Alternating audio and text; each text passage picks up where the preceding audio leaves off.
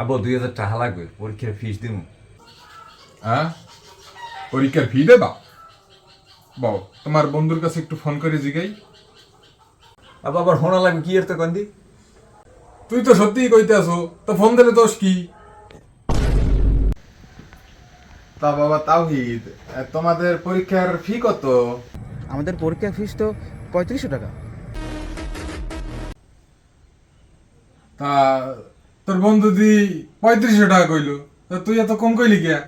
আসলে কি আব্বু, তুমি এত কষ্ট করে কামাই হারো, এখন ভাবছি মুইও কিছু পুরাই টুরাই তোমার দ্বারা দিই টাহা, তোমার উপরে একলা প্রেশার হয়ে যায় না। আচ্ছা দাঁড়া, আবার একটু শিওর হইলই। হ্যালো বাবা, তোমাদের ফিস কি 3500 টাকা? 3500? ও তো দেখি আমার থেকেও বড় বাটপার। ওরে তো আমার থেকে বেশি টাকা মারতে দেওয়া যাবে না।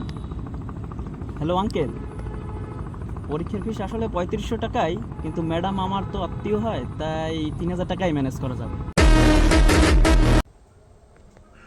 আচ্ছা, দিচ্ছি দিচ্ছি।